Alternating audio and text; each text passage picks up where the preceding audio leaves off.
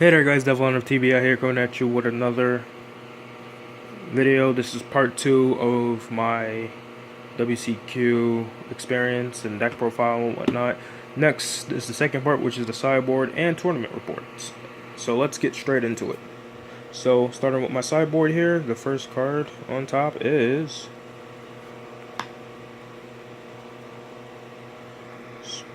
let's focus. Purgatory Knight's Venom Spike Dragon. He's a 5/1/1. Size 1, Purgatory Knight's monster. When he's destroyed by the effect of a monster, I can pay a gauge. If I do, destroy a monster on my opponent's field. Of course, I'm not going to do any skips here. I play 2 copies of him in the sideboard. So he's just there to like destroy monsters that are like a threat if like Chaos Execution couldn't do the job. So basically, or if my opponent goes for like a Wrath Trigger play or something, I'd just go, okay, Chaos Execution's effect, pop this, use the effect, destroy a monster and whatnot, or anything. So yeah, he just makes sure my opponent's monster dies. Alright, so next up, and yes, this one in the middle is foil. So next up we have 3 copies of Thirsting Creatures on Zara, which I didn't get to face Aster, I didn't get to face Fref, I didn't get to face Dragon Chief Emperors or Shadow Shades. I was preparing for those matchups since those were the popular decks, but I didn't get to face any of them, so I couldn't side this guy in all day. But yeah, 5/1/1. When he enters the field, I can put a card from the soul of a card on my opponent's field into the drop zone. So really good card against the decks I just said, but I did not run into any of them all day. So when I'm not prepared for the decks, I run into them all day. But when I'm actually prepared for ones, nope, don't run into them. My luck. But yeah, this card would have been really good if I ran into the certain matchups I want to run into today. Not today, on that day. 3 copies of Absolute Attack. This is a secret little tech I wanted to do against Dragon Chief Emperors, Aster, and Shadow Shade so badly. So what this card does, if you don't remember it, is during this turn, during the battle in which a card on my field attacks their opponent's monster, my opponent cannot use or cast counter, as you can see right there. This combos really well with Chaos Execution against wall decks, because while Chaos Execution's attacking a monster and standing up again and again and again, let's say Revolted for example, if they don't have Wrath Trigger or any removal for Chaos Execution, they lose. It's auto lose. Or they don't have a spell note for this.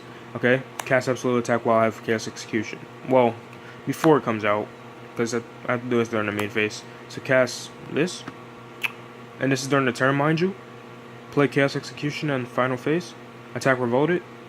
Keep attacking Revolted because it's Rescue Drum ability. Dead. Aster? Okay, Absolute Attack. Attack Aster. You can't use Giant. I don't think you can use Giant Arms, but it wouldn't matter because Chaos Execution could still stand up since it technically destroyed him. I think it was so yeah. This card would have been amazing in that aspect, so yeah. And the last of the sideboard is Barbed Wire, which is basically item hate that for items that can't be destroyed, like let's say a Quanta Guanif or 100 Demon Spear or Otogami from Danger World or Bow Guard or whatever.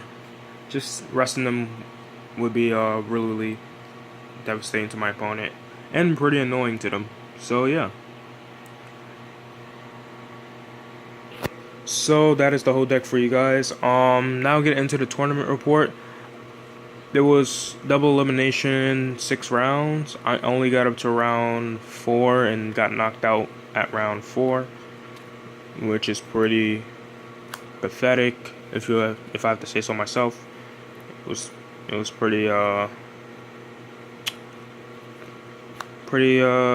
heartbreaking, and saltiness came out that day.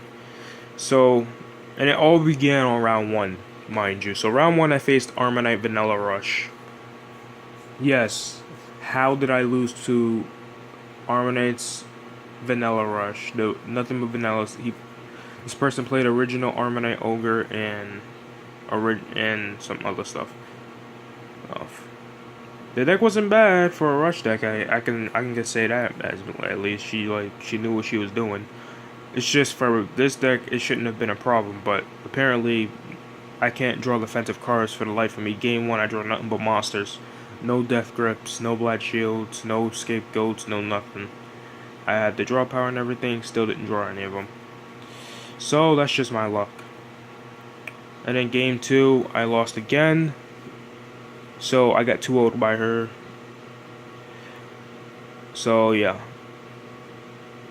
The fact that I lost the Armor Knight Vanilla Rush at a 2-0 aspect, no defensive cards whatsoever, is pretty messed up. So yeah.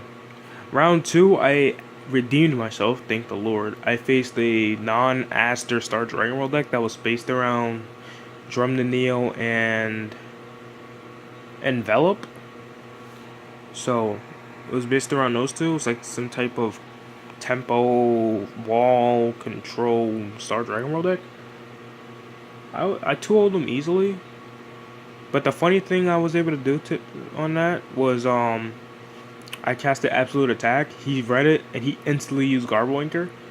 I didn't waste any gauge or life to play it, just a card out of my hand, and I made him use a gauge and a life just so his monster can live. Funny thing is, I was thinking he had, just because he was playing center base, I was thinking he had the Speculate Ring. He didn't have it both games, and I was able to 2-0 him because of that. Speculate Ring actually would have saved him a couple of times, and he probably could have went up to game 3, but he didn't have it, so I was able to get around it. So yeah. Round 3.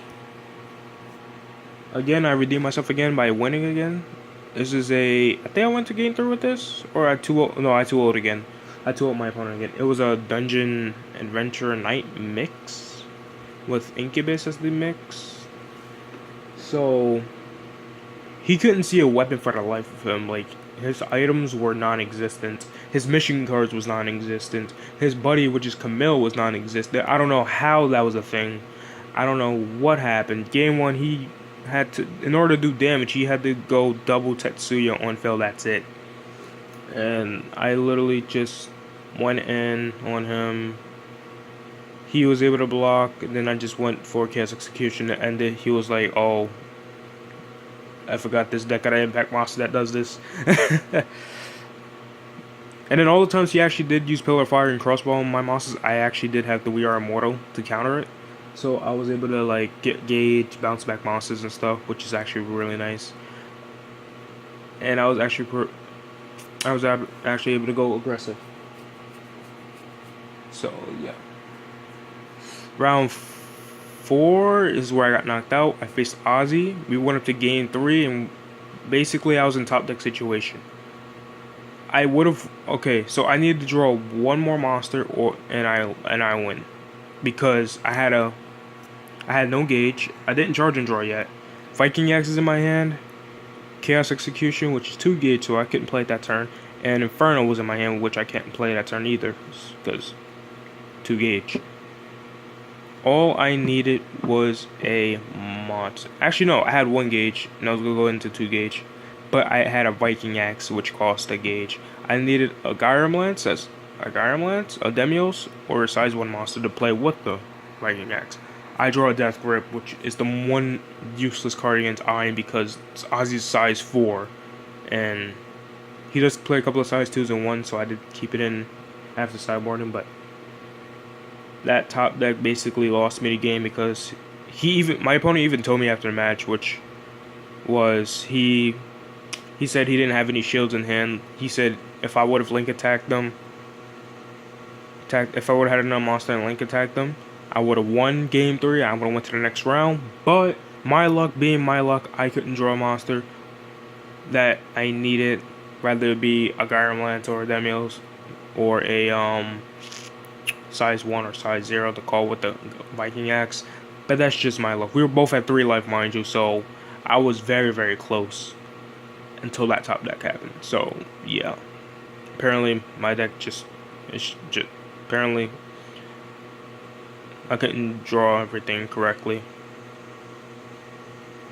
And yeah, there were misplays on my side a lot of the time during the tournament, so I kind of blame myself for that as well. But yeah, those are my 4 rounds. That is the sideboard. That is the main deck for you guys. This is Devlon of TBI going out.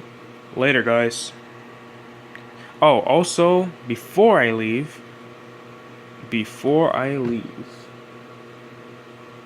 I might give you guys something special in September. Maybe. I might do something a little different. If you want to see anything a little different, just comment down below when you comment down below. I might do like I might go back to tech my series. This is a good tech card or whatnot. I mean, is this a good tech card? If you guys want to. If you do, go in the comment section below and say tech card or hashtag tech card. If not, then just go. If not, then don't comment. That's all. As simple as that. So, if you guys want it, hashtag tech card in the comment section below. If not, don't say anything. Just watch the video and that's it. So yeah, like, comment, and subscribe for more Buddy Guy content. This is Devlon of TBI going out. Later, guys.